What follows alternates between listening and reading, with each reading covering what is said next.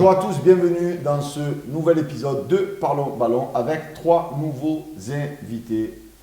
À ma gauche, William Benedetto, directeur du cinéma L'Alhambra à Saint-Henri dans les quartiers nord, grand fan des Liverpool, des Reds, qui est venu en rouge aujourd'hui. Avec les couleurs. Avec les couleurs. Et des fauseurs, on disait, avec notre ami de Jürgen Klopp. Salut William. Salut. Juste à côté de toi, avec des couleurs originales, Bilal Ben Khalifa, créateur de Free Coach for Fun. C'est de l'anglais marseillais. Voilà. Salut Bilal. Salut. Ça va? Ah bah ouais, ça va très bien, on a gagné dimanche. Ouais, on va en parler. On se sent tous très très bien. Tu nous parleras de ton Bien sûr. appli qui est génial et que tu as créé comme quoi. Et oui, à Marseille, on crée beaucoup de choses. Et à ma droite, Yves Morel, maire du 6-8, conseiller départemental, ancien arbitre de football, ancien éducateur à la Peine-sur-Yvonne. Et on salue Momo Sadani qui nous regarde. Salut Yves. Bonjour Omar. Alors merci d'être venu. Avec plaisir. On va parler, alors il paraît qu'il ne faut pas dire l'Olympico parce qu'il n'y a qu'un seul Olympique. Alors on va dire le FC Lyon. Alors messieurs, ben oui on est chauvin, on est à Marseille. Messieurs, cette rencontre, vous avez pensé quoi? William? Apparemment, pour la première fois de l'année, ils ont mouillé le maillot, si j'ai bien compris. Ça s'est joué un peu sur ce terrain-là, d'une équipe enfin motivée, qui, on l'a vu à la façon dont Payet a célébré ses buts. On a l'impression que d'un coup, il y avait quelque chose qui se dégageait ou qui se libérait, je ne sais pas. Et l'impression que peut-être c'est une équipe qui reste fragile, mais qui en tout cas a ce match-là sur laquelle s'appuyer pour essayer de progresser, et notamment à mon avis de progresser collectivement. Je pense qu'il y a un entraîneur qui est capable de ça. Après, il faut les embarquer. Ça prend du temps de créer un collectif dans une équipe, mais a priori, ça faisait longtemps qu'ils n'avaient pas battu Lyon. Donc c'est important, c'est toujours pareil. Et j'ai l'impression que ce match peut être le début de la reconstruction d'une équipe. Voilà, il y a sûrement encore beaucoup de travail à faire, mais moi j'ai eu l'impression de voir des joueurs motivés et impliqués et qui mouillent le maillot. Voilà, donc je pense que c'est la base pour toute bonne équipe. Il faut un minimum, c'est celui-là. Après, il y a un travail tactique, il y a un travail technique, il y a du temps à prendre, mais j'ai eu l'impression que ce dimanche soir, lors de ce match, se jouait quelque chose de cet ordre-là.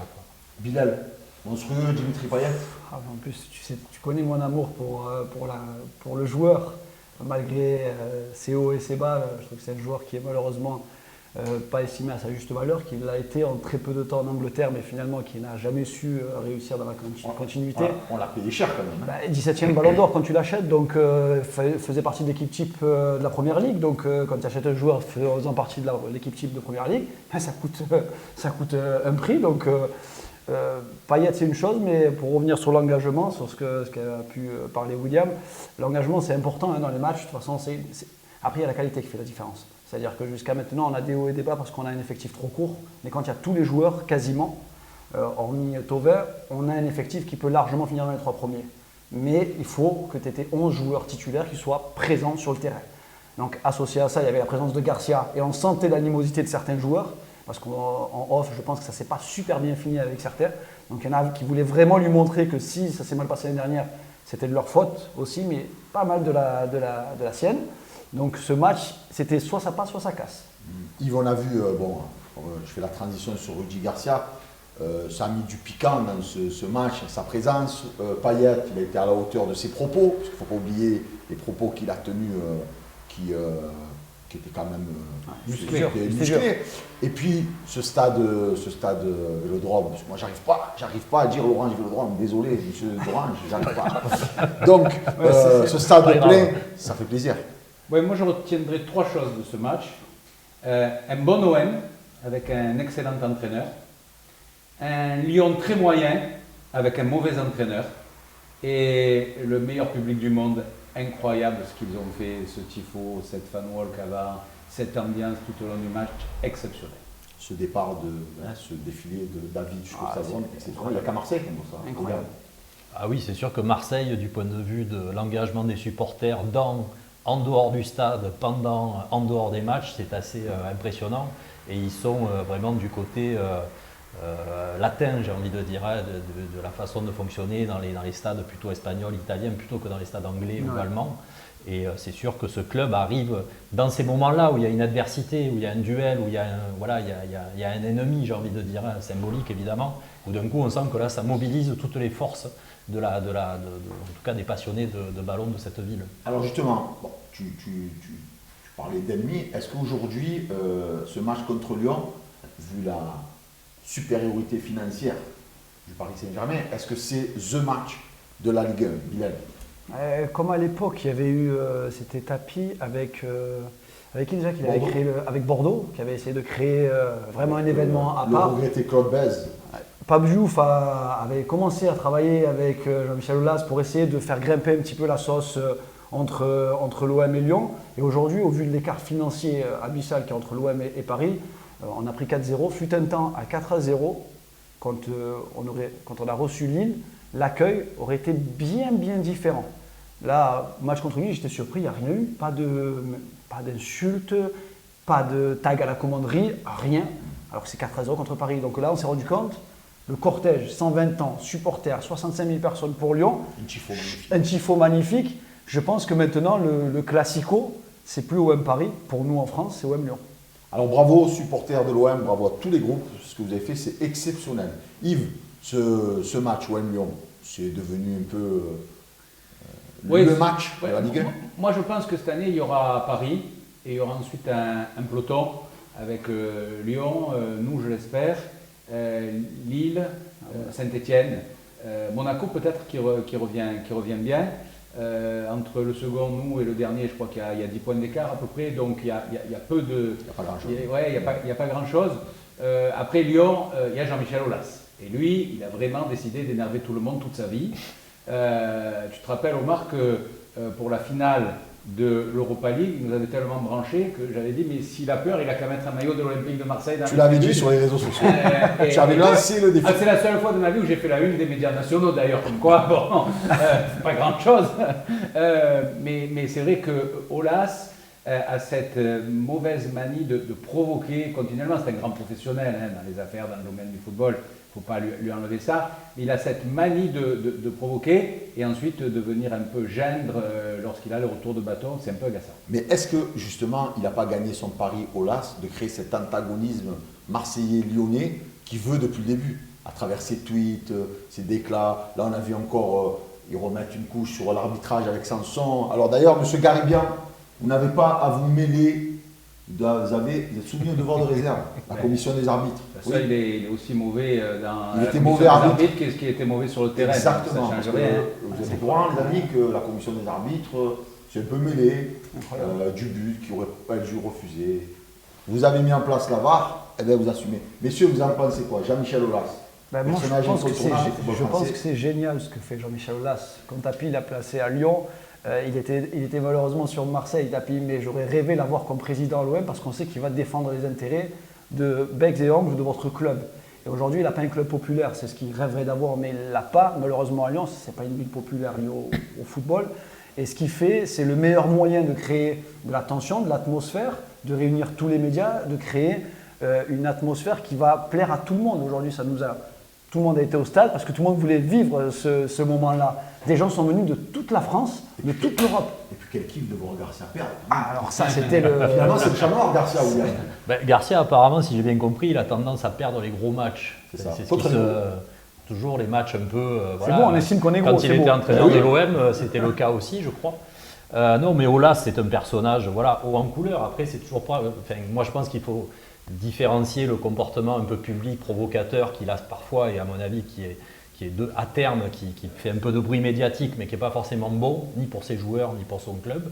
Et puis le travail qu'il a fait, puisque c'est un travail de long terme, c'est quand même un club qui découvre beaucoup de talents de la région. Oui. Donc il y a des choses dont il faut s'inspirer. Après, moi, je suis plutôt partisan c'est bien de mettre de l'huile sur le feu.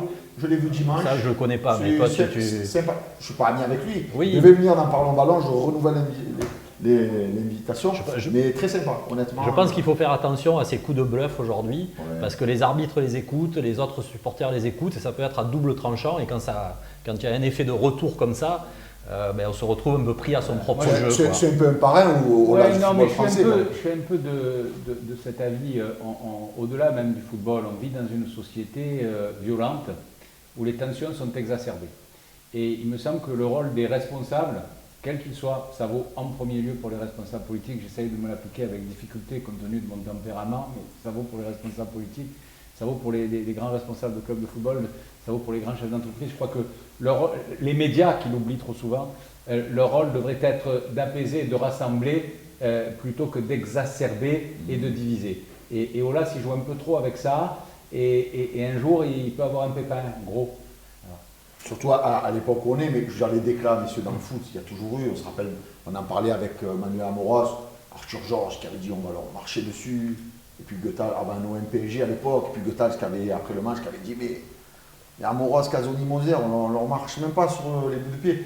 Est-ce que finalement, c'est vrai ce que Yves dit, qu'il faut apaiser, parce qu'on n'est pas là, le foot c'est quand même le sport, c'est quand même la paix, mais est-ce que ça ne met pas aussi du piment? Il ne manque pas ces personnages comme il y avait le regretté Claude Bèze ou Nicolin dans le foot, parce que finalement aujourd'hui des grands présidents dans le football français, s'il y aura de bien, qui mettent cet engouement dans...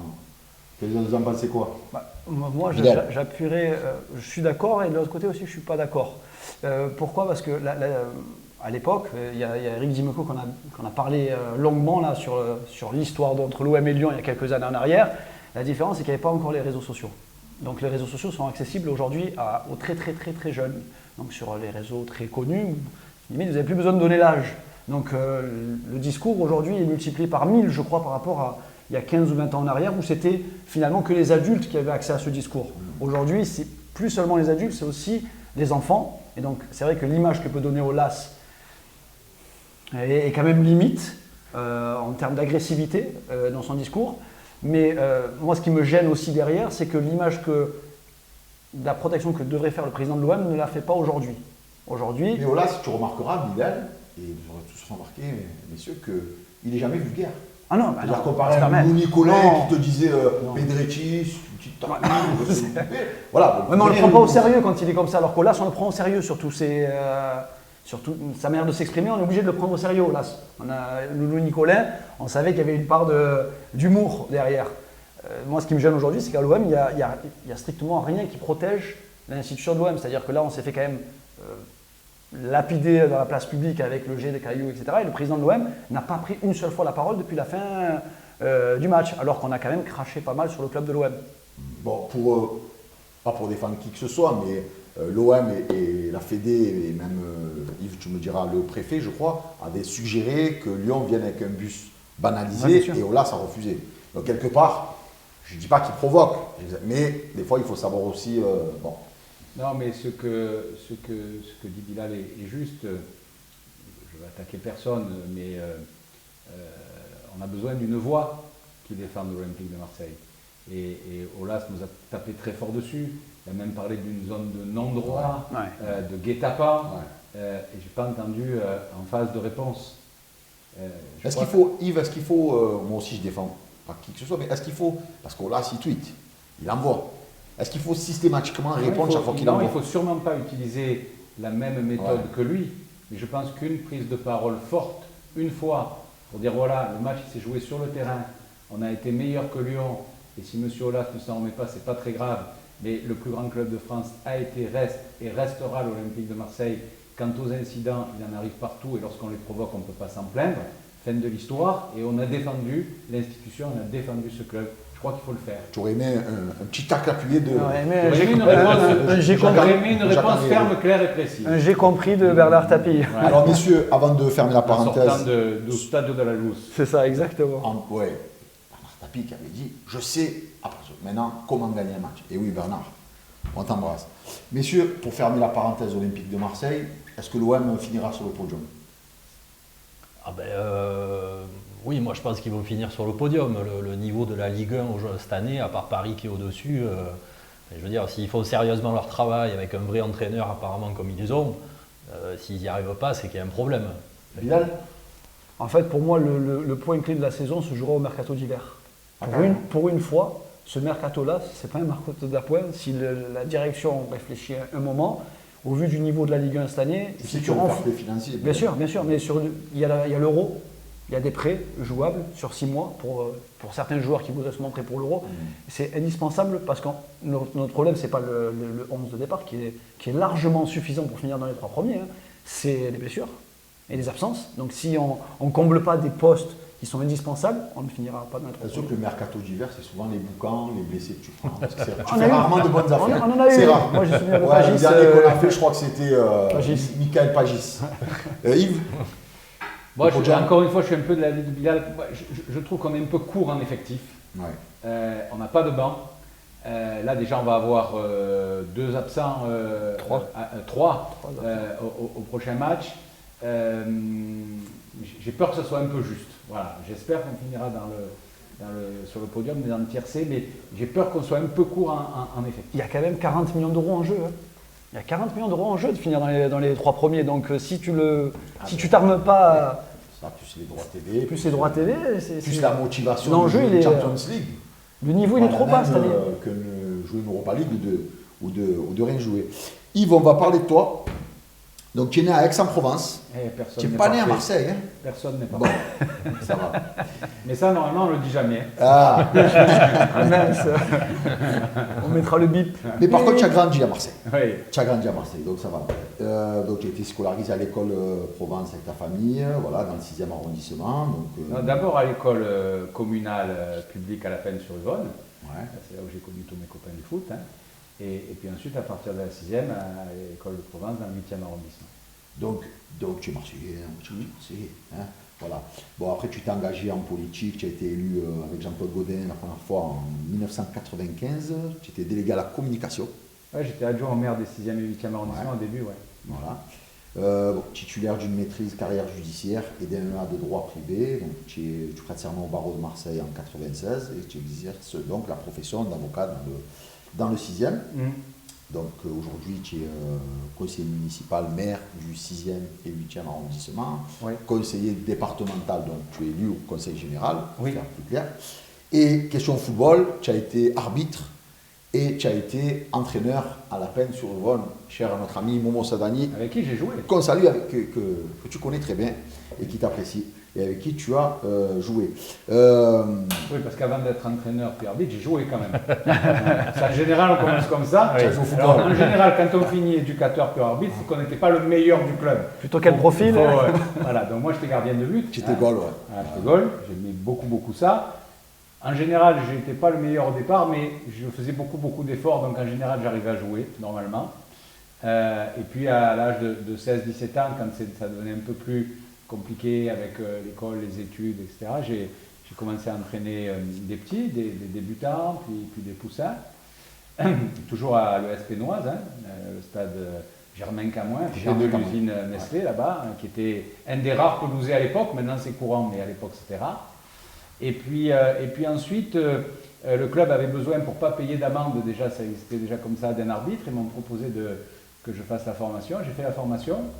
Je suis devenu arbitre officiel. C'est là que j'ai connu le président historique de la commission des arbitres du district de Provence, Yves Santilli, dont le fils a été arbitre, a fait la touche, je crois même jusqu'en Ligue 1. Et voilà, j'ai arbitré pendant 2 saisons sur tous les terrains de Marseille et du département, au-delà même, Qui était stabilisé à l'époque. qui étaient stabilisés à l'époque. Mais bon, quand on est jeune, les articulations tiennent bien, ça va. Et puis, Pour les appuis, c'est mieux en plus. c'est mieux. Et puis, j'ai connu des arbitres à cette époque-là de ma génération qui ensuite ont fait une carrière, Bruno Coué en particulier. Et puis ensuite, j'ai été désigné pour arbitrer en cadets nationaux, mais on était en 1989, l'année des élections municipales de 1989. Où, Et du doublé de l'Olympique de et Marseille. le doublé de l'Olympique de Marseille. C'est l'année de la fameuse finale de Coupe de France où Papin met 3 buts, c'est ça? C'est ça. Ouais. 4-3, 4-3. 2 de Gilles, 1 d'Amoros, 3 de Papin et 1 de Klaus Salos. Voilà. Et donc contre Monaco. et c'est l'année des élections municipales où je vais être candidat pour la première fois à 18 ans. Échec total d'ailleurs cette année-là, ça arrive. Et je vais renoncer à l'arbitrage à ce moment-là. Mais j'ai depuis toujours suivi le football avec passion. Je dois dire que... Tu as préféré la politique au football, Yves. Ouais, Monsieur Morin, carton rouge. Ouais. Puis c'est vrai que l'arbitrage, c'est... alors, je ne savais pas à l'époque que la politique mettait une telle pression. Maintenant, tu sais. Maintenant, je sais bien, j'ai bien découvert, j'ai bien compris. Mais à l'époque, j'avais l'impression que l'arbitrage était plus dangereux. J'ai l'impression maintenant que c'est totalement l'inverse. On se retrouve dans quelques instants pour la deuxième partie de Parlons Ballon. Deuxième partie de Parlons Ballon avec mes trois invités, William Benedetto, Bilal Ben Khalifa et Yves Morène. Alors Yves, on va continuer avec toi. On va parler football et politique. Alors, ce stade Vélodrome, qui est magnifique, on l'a vu dimanche, record battu au fait, messieurs, c'est tombé aujourd'hui. 67 000, il me semble, un truc comme ça. Ou 65. Au stade, ils avaient mis 65, 400 et des boîtes, je crois. Record battu, et oui. Il n'y a qu'à Marseille, même là, on n'y a jamais les premiers, messieurs.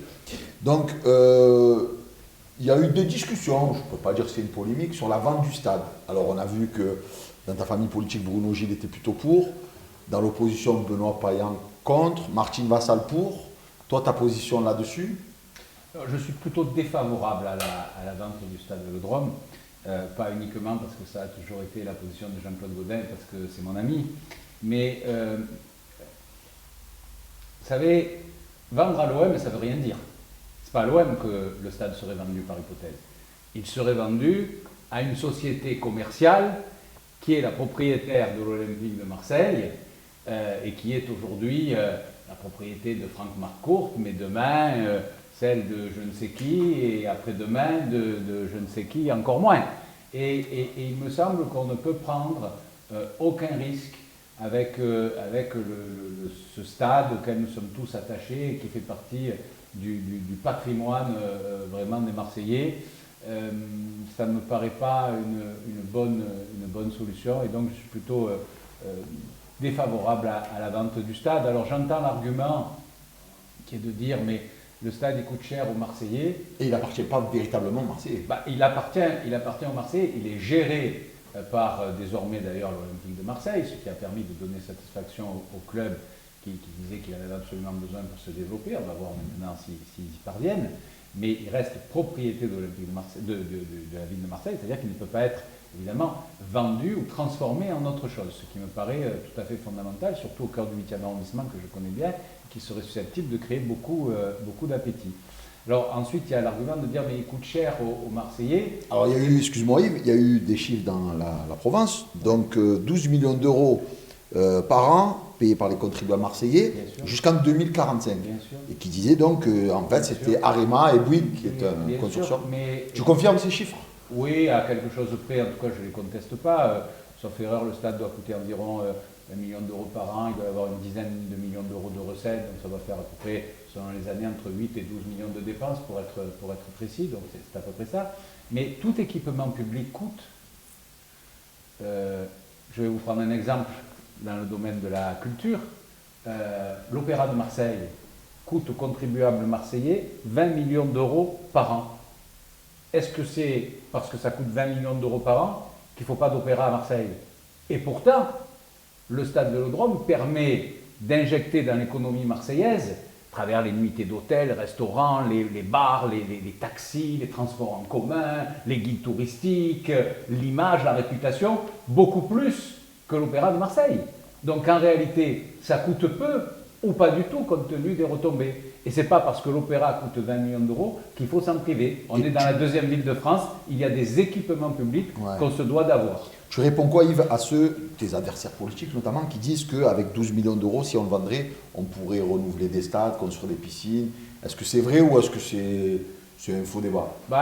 Oui, on pourrait se passer à Marseille d'avoir un stade pour faire des piscines, on pourrait se passer d'un opéra pour faire des city-stades, on pourrait se passer d'un palais de la Glisse pour faire des bibliothèques, on pourrait se passer de musées pour faire des terrains de pétanque. C'est vraiment le type même du faux débat artificiel qui n'a aucun intérêt. William, Bilal, en tant que supporter marseillais, vous en pensez quoi? Bilal, la vente du stade. C'est un sujet, je ne sais pas s'il a... Je pense que tu l'as parfaitement bien résumé là-dessus.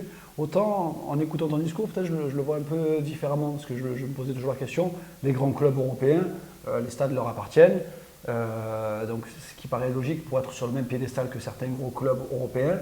Et Lyon, Et Lyon, aujourd'hui, a son stade qui lui appartient. À l'Olympique Lyonnais. Je peux donner un exemple sur le stade de Lyon sans vouloir vous interrompre, mais pour éclairer le débat. Tout le monde dit à Lyon, ils ont fait beaucoup mieux, parce qu'à Marseille, c'est le contribuable marseillais qui a payé le stade. À Lyon, c'est Aulas qui l'a payé. Les investisseurs, et Aulas. Bon.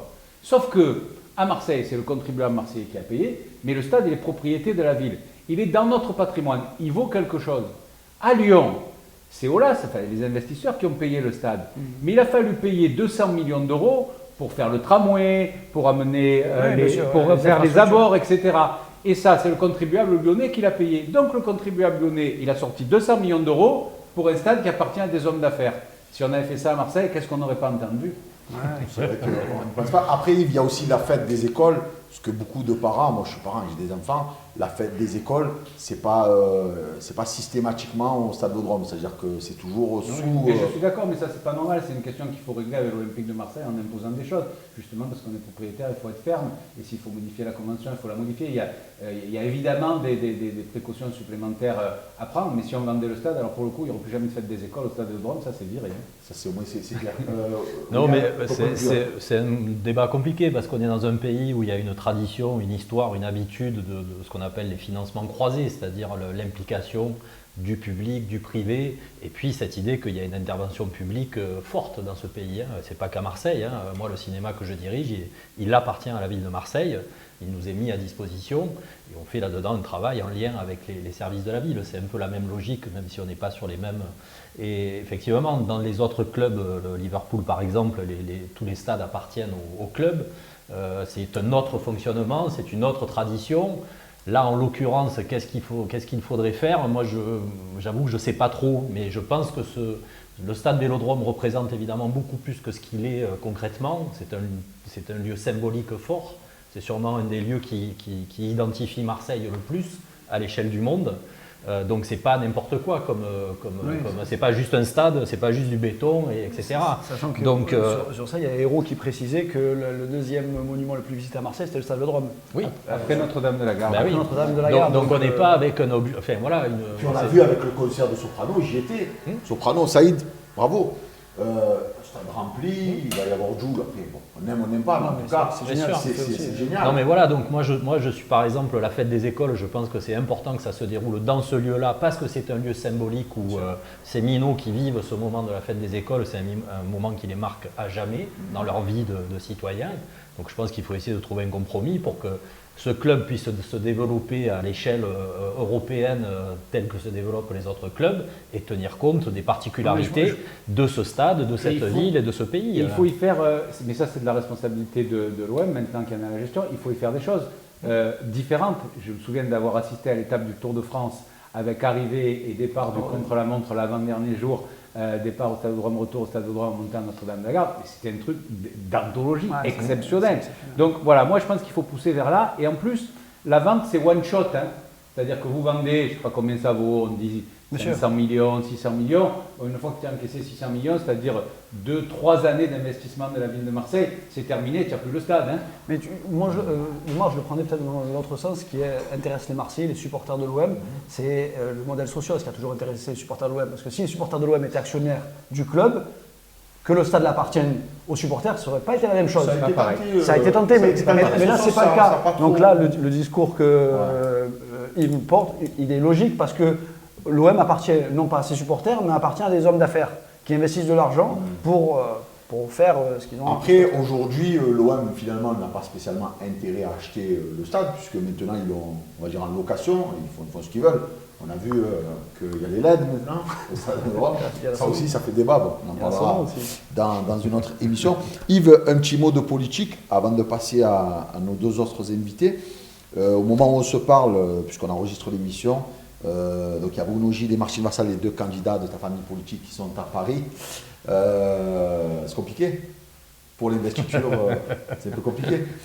Dans tous les domaines de la vie, il y a des ambitions, ça vaut dans le sport, ça vaut dans la politique, ça vaut dans le domaine des affaires. C'est pas illégitime quand on se bat depuis 20 ans, 25 ans, d'avoir envie d'être maire. Et c'est un secret pour personne que moi-même j'en ai beaucoup rêvé. Je m'y étais préparé, j'ai fait beaucoup de sacrifices pour ça. Avant de tirer le constat que je n'étais pas en situation. Là, tous les deux pensent qu'ils sont en situation. J'espère que nous trouverons, comme je le disais tout à l'heure, sur d'autres sujets, les voies de l'apaisement et du rassemblement. Est-ce que tu penses que si vous avez deux candidatures, parce que les deux sont déterminés à aller au bout, d'après ce qu'on lit dans la presse, sur les réseaux sociaux, est-ce que tu penses que vous pouvez perdre la mairie et la métropole? Parce que on peut perdre, oui, bien sûr, si on est divisé, on peut perdre. Mais par contre, je ne pense pas que l'échec soit certain, parce que j'ai toujours considéré que les élections municipales, comme les élections présidentielles, touchaient au cœur, aux tripes des gens, que c'est une rencontre entre une personnalité et les Marseillais, et que les étiquettes politiques comptent peu, et donc les divisions comptent peu également si le candidat ou la candidate arrive à créer cet élan, arrive à établir ce lien de confiance entre elle et les Marseillais. Jean-Claude Gaudin a été président de l'OM, pas tout le monde le sait, en 1995. Il dit toujours, j'avais rêvé de tous les postes dans ma vie, sauf d'être président de l'Olympique de Marseille, et me voilà président de l'Olympique de Marseille lorsque le tribunal de commerce a souhaité la création d'une société d'économie mixte et a voulu que le maire la préside. Il a fait le job, il est allé voir beaucoup de matchs pendant 2 ans, alors que chacun sait que ce n'est pas forcément sa passion première. Et il a noué des amitiés solides avec un certain nombre de footballeurs, notamment Marcel Guide. Et il y avait Foucault qui était à l'époque président de l'OM. Bilal, je suis sûr que tu ne le savais pas ça. Que Jean-Claude Gaudin a été président de l'Olympique de Marseille. Bilal ? Non. Vous ne vous rappelez pas? Ben, on ne se rappelle pas de tout. Hein. 1995, quand on jouait avec des maillots Reebok à l'époque, vous ne vous souvenez pas? J'étais trop jeune, je crois. Alors, Yves, tu restes avec nous. On va parler de notre ami William, donc, qui est directeur du cinéma L'Alhambra dans le quartier Nord. Alors, apparemment, quand j'ai identifié sur Facebook, j'ai identifié un cinéma qui s'appelle L'Alhambra, qui est où? Mais il y en a d'autres. Dans Il y en a Cantal, un à je sais pas où. Saint-Étienne. À Saint-Étienne. Il y en a un à Peuple vert, Saint-Étienne. si vous me regardez. Il y en a un à Calais. Il y en a 3 ou 4 en France, c'est des cinémas à l'endroit. On n'est Alors, pas les seuls. Donc mais toi, sauf erreur de ma part, pardon de prendre toujours la parole, mais c'est un cinéma marseillais, Oui. dans les quartiers nord, qui a le bâtiment a une histoire particulière, Oui. mais il a un rayonnement de dimension nationale. Est-ce que j'ai pas lu récemment qu'il avait été désigné comme cinéma d'art et d'essai préféré des Français, quelque chose comme ça? Le terme préféré des Français est un peu exagéré, mais bon, comme je dis, pour une fois qu'on exagère un peu sur l'Alhambra, je prends. Et dans le bon sens. Non, c'est une étude médiamétrique faite chaque année sur les cinémas en France. Il y a un indice de satisfaction qui sort pour chaque salle, et l'année dernière, c'est l'Alhambra qui a eu l'indice de satisfaction le plus élevé parmi tous les cinémas de France, les gros, les petits, etc., etc. Donc c'était plutôt une heureuse surprise, et puis surtout une belle récompense pour le travail qu'on essaie de faire là-bas et qui a priori voilà, répond en tout cas aux attentes de son public. moi je ne suis pas surpris, parce que comme tu le sais, parce qu'on se connaît, hein, on est amis, je suis venu 2-3 fois dans ton cinéma voir des films, et c'est très accueillant, très sympa, très chaleureux, il y a toujours un petit repas fait par des mamans à la fin, et en plus c'est pas très cher financièrement, donc ça permet aux gens qui veulent voir un bon petit film pour pas grand-chose de venir, et moi je trouve ça très sympa. Donc toi, tu as grandi à Tavel, dans le Gard. Et oui. Donc tu n'as pas eu la chance d'être Marseillais, toi aussi. Mon père est né à Marseille, mais moi j'ai grandi dans le Gard. Et tu as joué au ballon, parce que, eh oui, à Marseille, on ne dit pas jouer au football, on dit jouer au ballon. On ne dit pas aller au stade Orange et Vélodrome, on dit on va à l'OM, c'est comme ça. Donc tu as joué de 6 à 23 ans dans l'équipe du village. Donc tu étais milieu de terrain, sentinelle, libéraux. Ouais, au centre quoi. En mode, Voilà. Donc voilà. Et ton premier match que tu as vu, c'était Nîmes Olympique Saint-Étienne en 78. L'année où je suis né. L'année où il y a eu la Coupe du Monde en Argentine. Ouais. Et Et oui. oui, il y a eu le Bastia en Pierre-Henri. finale de la Coupe d'Europe aussi. Ouais. Et c'est un souvenir très fort parce que je me rappelle très particulièrement, c'était dans un vieux stade qui s'appelle le stade Jean Bouin, qui n'est plus du tout le stade d'aujourd'hui. Un stade mal foutu avec 4 tribunes qui ne se ressemblaient pas. Et je me rappelle de l'odeur du camphre que les joueurs se mettaient à l'époque sur les... Voilà. Et on était dans un stade où on sentait l'odeur du camphre des joueurs. Tu vois. Donc c'était vraiment comme une petite bonbonnière, hein, tu vois. Ouais. C'était un stade absolument génial. D'ailleurs, le camp, on le voit dans les yeux, dans les bleus, que Barthez, il le fait sentir non, Laurent Blanc le fait sentir à Lizarazu qui fait ça. Il lui dit, mais c'est pas pour les minots, ça. Donc, tu as des origines anglaises Oui, et tu es un grand fan des Reds. Ben oui. You'll never walk alone. c'est ça. Tu ne marcheras jamais seul. Et tu es en rouge. Et je suis en rouge. Oui, oui, c'est une équipe qui me fait vibrer depuis très longtemps. L'OM aussi, hein, comme je le disais, j'ai vu beaucoup de matchs au Vélodrome. Même quand j'étais étudiant à Montpellier, on faisait le trajet pour venir voir les grands matchs de l'époque, du début des années 90. Des souvenirs assez fabuleux.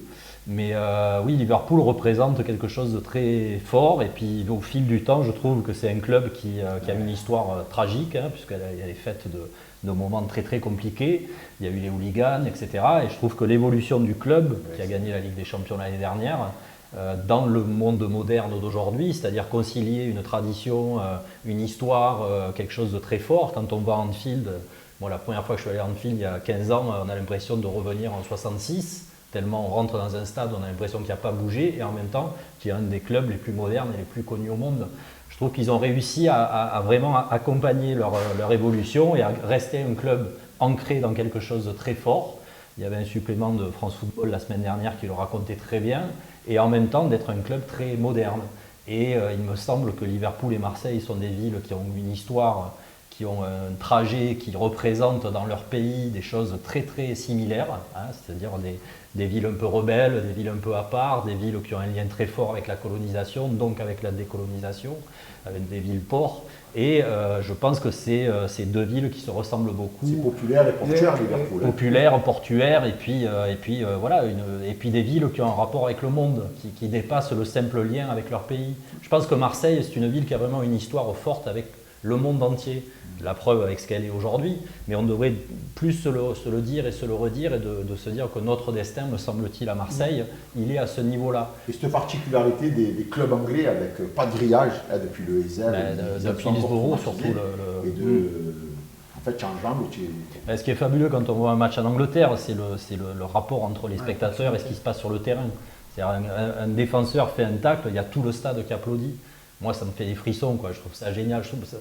C'est une autre façon de supporter que celle de l'OM où ça y va très fort. Mais il y a quelque chose qui se passe quand on va au stade en Angleterre le mythique entraîneur de Liverpool, Bill Shankly, celui qui a mis en place les choses à la fin des années 60, début des années 70, avait plein de phrases très connues, mais il y en a une où il disait « Certains disent que le football est une affaire de vie ou de mort ».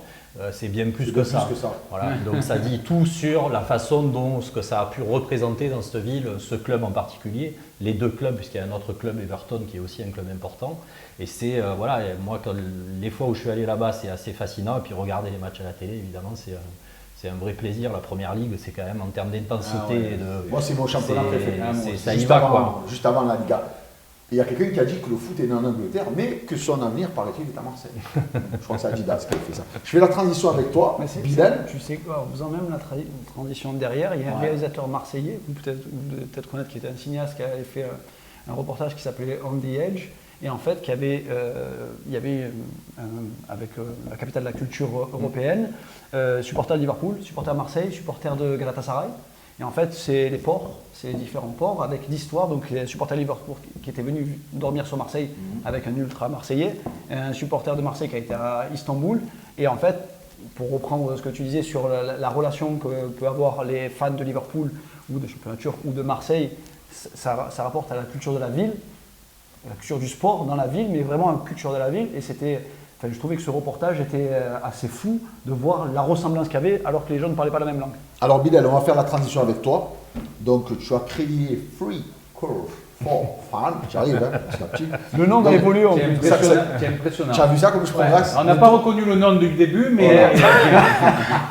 Bientôt, je mettrai mais cet accent-là, il est magnifique. Donc c'est le premier réseau mondial d'hébergement gratuit entre fans. Donc le principe, c'est d'ouvrir sa porte et d'offrir un canapé. Le temps d'un match, d'un événement sportif, mais également pour faire du sport ensemble, ski, snowboard, surf, alpinisme, cyclisme, randonnée, afin d'aider les voyageurs du monde entier à vivre leur passion. Ouais. En gros, moi je suis un très grand voyageur depuis très très jeune. J'ai eu l'opportunité de voyager pendant mes études à l'étranger, donc en Australie, au Brésil, en Argentine, en Malaisie, en Angleterre. Et à chaque fois, j'ai été toujours très proche, donc j'ai joué au ballon depuis que je suis né.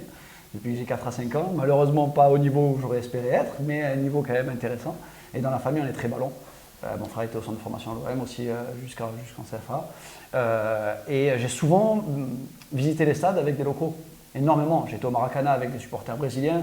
J'ai pu aller chez les Brisbane Roar en Australie, qui n'a rien à voir. Tu as été à Liverpool? Ah bah, J'étais avec des supporters de Liverpool. J'ai été à Leeds récemment avec des supporters de Leeds qui m'ont fait découvrir Leeds. J'ai eu même l'opportunité de rencontrer le président de Leeds sur place, qui est quelqu'un de charmant italien. Ils n'ont pas gardé un bon souvenir de Cantona. Quand il est parti à l'Angleterre. Et c'est vrai que. Important de préciser que c'est né suite à le malheureux Dortmund de Monaco. Exactement, il y a eu deux événements qui nous ont poussé vraiment à monter cette plateforme-là. C'est en 2017, en avril, il y a eu un attentat à Dortmund. Et donc en fait, il y avait le quart des joueurs qui avaient été touchés de Dortmund et un joueur aussi qui avait été touché, le libéro espagnol. Et ce qui s'était passé, c'est que le match avait dû être décalé le lendemain à 18h45 et que les supporters de Monaco n'avaient plus d'hébergement. Donc il s'est créé une chaîne sur les réseaux sociaux, une chaîne d'entraide, et des supporters de Dortmund ont hébergé gratuitement les supporters de Monaco. Ça, c'était le premier lien qu'il y avait entre les supporters d'une équipe adverse qui pouvaient être hébergés. La deuxième partie, c'est l'avant-dernière finale Ligue des Champions à Kiev, où les prix des hébergements ont augmenté de plus de 1500%. Et il y avait 5000 supporters du Real et de Liverpool qui se sont retrouvés à la rue 2 semaines avant l'événement. Donc on s'est dit, il y a une chaîne de solidarité qui s'est encore créée sur les réseaux sociaux et des supporters de Kiev ont hébergé des supporters du Real et de Liverpool en mode entraide. Et donc certains sont aujourd'hui sur notre plateforme et hébergent des supporters qui viennent de loin à Kiev. Alors c'est combien, Bilal, parce que le temps malheureusement nous manque, combien de Aujourd'hui on est un peu plus de 7000 utilisateurs sur l'application. On est présent dans 15 pays, quasiment toute l'Europe. Donc ceux qui veulent découvrir Liverpool avec supporters de Liverpool, ils pourront se connecter sur l'application, rentrer en contact directement avec l'hôte. Ceux qui veulent découvrir l'ambiance à Istanbul, il y a des supporters à Istanbul, en Grèce, en Espagne, en Allemagne, en Italie, quasiment toute l'Europe, en Tunisie, en Algérie, au Maroc aussi, où il y a des ambiances quand même qui sont très chaudes. On avait un tifo marocain, il était pas mal. Le Wydad fait partie des plus grands clubs au monde en termes d'ambiance et d'atmosphère. Donc l'idée vraiment, c'est d'ouvrir la porte. On partage tous la même passion, même si on ne parle pas la même langue, on se comprend dès lors qu'on parle du ballon. C'est intéressant. Alors comment quelqu'un qui serait intéressé, qui va te voir dans Parle Ballon, sachant que tu fais le plateau, tu as fait chez nos amis FC Marseille, tu es venu à France Bleu Provence avec moi, quelqu'un qui est intéressé, qu'est-ce qu'il doit faire? Il va tout simplement sur le www.freecouchforfan.com, il s'inscrit sur la plateforme, il rentre, s'il souhaite être hôte et hébergé, on en manque sur Marseille. Marseille est très consommateur d'aller chez l'habitant, mais d'ouvrir la porte, c'est plus compliqué. Peuple marseillais. On a tous un canapé chez soi. Il y a 6 milliards d'habitants, tout le monde a un canapé. Il doit y avoir au moins 3 milliards de canapés. Donc c'est juste le soir d'un match pour OM Lyon. Il y a plus d'une vingtaine de supporters qui ont été hébergés via l'application. Et des gens qui n'ont jamais découvert le Vélodrome sont venus pour ce match-là. Donc on a découvert, là vous êtes baptisés, vous êtes mariés, vous êtes accrochés à l'OM. Donc on pousse pour que les gens ouvrent leurs portes en France. Et surtout à Marseille, parce que je suis Marseillais, je suis né à Marseille, je suis né à la Belle de Mai, j'ai vécu sur Marseille. Donc tous les supporters marseillais, on a besoin de vous, parce qu'il y a plus de Parisiens que de Marseillais aujourd'hui sur la piste. Bon, ben voilà, le défi est lancé. Messieurs, avant d'arriver au cours de l'émission, à la fin de l'émission, qui est passé vite, je vous l'avais dit, et oui, quand on parle de football, ça passe toujours vite. Notre petit quiz, mais un quiz rapide, sinon je vais me faire taper par Amine et Rafik, que je salue, qui sont là, et c'est eux qui montent l'émission, c'est eux qui ont créé Boumedia. Et big up à vous, abonnez-vous à Boumedia, c'est gratuit. À Parlons TV, c'est gratuit. Voilà, vous allez sur YouTube, vous cliquez. Alors messieurs, en 93, après avoir fait toute sa carrière dans son pays, le Brésilien Rai se décide à rejoindre le Paris Saint-Germain. De quel club venait-il? Sao Paulo, Corinthians ou Palmeiras? Il avait un maillot rouge et vert. Ce maillot rouge et vert, c'est... pas Corinthians. Non, c'est pas Corinthians. C'est Botafogo? Non. Non. Il n'était pas de... Non, je vais vous dire, c'est un des trois. Ou ça Sao Paulo, Corinthians ou Palmeiras. Palmeiras. Non. Ah non, il est tout vert le maillot. C'est Sao Paulo. Ah, c'est ça. 0 point. 0 point, aïe aïe aïe. Aïe aïe aïe. Tu parles des Parisiens, hein? Ouais, tu parles des Brésiliens. Mais je parle de Brésil, monsieur, voyons. Allez, le rattrapage, comme au bac. Alors, elle est facile celle-là. Quel gardien de but a fait toute sa carrière à l'AS Monaco avec 602 matchs de Jean-Luc championnat? Ettori. Bien Yves, 1 point. Un gardien de but, oh. Quel est l'entraîneur emblématique du stade Lavallois? Et oui, Laval qui jouait en orange Michel et le noir. millénaire. Michel le millénaire. Il est bon, Yves. Hein. Quel ancien joueur de l'OGC Nice était surnommé le prince du Ré? Pas du Rail, hein, c'est pas chez Mamie, hein, du Ré. Le stade de Nice s'appelait le stade du Ré avant. Du nom de l'ancien stade du club. Est-ce que c'est Juste Fontaine, Daniel Bravo ou Hervé Revelli? Bravo. C'est Daniel Bravo. Daniel Bravo, il a répondu avant. Riyad, Bilal, remontada. Hein. Il est Fanny. J'ai dit Ettori, mais il a été Alors, plus fort. en 1980, Bernard Lacombe, et oui, Bernard Lacombe, Michel conseiller Aulas. de Il va président bientôt Aulas. prendre c'est ça. sa retraite. L'attaquant du FC Girondins de Bordeaux demande à son président d'engager son ancien entraîneur à Lyon. De qui s'agit-il? Robert Nouzari, Raymond Domenech ou Aimé Jacquet? Aimé Jacquet. Jacquet, Aimé ouais. Jacquet. 3 pour Yves Moren, 1 pour William Benedetto Fanny. et Bilal. Bilal, Ah, attends, sauve l'honneur. On va revenir. Alors, pour toi, celle-là. Quel joueur croate a été le buteur vedette de l'OM au début des années 70, 3 fois meilleur buteur du championnat boxing, Boxing. soccer ou Skoblar? Non, Bon, Skoblar. si, Skoblar. Années 70. Ah, Skoblar. Joseph Skoblar, 1 point. Ah, je suis allé trop Allez, vite. dernière Ah ouais. question, sinon je vais me faire taper dessus J'avais pas par, quitté années 70. par la régie. Boxing 70. Bon, celle-là, elle est facile, hein, c'est une question qui compte. Question double. rapide. Quel joueur français, champion du monde en 98, aurait dû signer au PSG en 2008, mais a été empêché à cause d'une malformation cardiaque? Est-ce que c'est Karambeu, Thuram ou Leboeuf? C'est Thuram. Ouais, Thuram. Bonne réponse. Moi non plus. Messieurs, oui, il devait signer et après ça. Ouais. Ouais. L'émission touche à sa fin, malheureusement. Merci de votre participation. On s'est Bilal, régalé. Trop court. On s'est ouais, régalé. ben vous reviendrez, hein, parce que vous êtes venus, hein. Avec grand plaisir. Vous étiez venus les trois à Gazelle. Moi, je voudrais faire des émissions que comme ça. On reviendra. Vous revenez, vous êtes les bienvenus. Bilal, merci. Merci. Bonne continuation avec Free Frosh Corporate. Oh, René Malvé sort de ce corps. William, on continuera à venir à l'Alhambra, on se régale. Venez à l'Alhambra, amenez vos enfants. Il n'y a pas que le foot dans la vie. Il y a le cinéma, c'est très bien. Et en plus, franchement, il est top sur le cinéma. Bonne continuation. Merci à l'Alhambra. toi, Marc. Bonne continuation aussi. Yves, candidat à réélection dans le 6-8. Ouais. Ouais. Oui, oui. Donc, on te souhaite bon vent pour les municipales Merci 2020. beaucoup. Merci. Et à Merci très pour bientôt. l'invitation et pour ces émissions Avec plaisir. De toute façon, qui nous changent. on est en contact. On se retrouve très bientôt la semaine prochaine pour une prochaine émission. Ciao.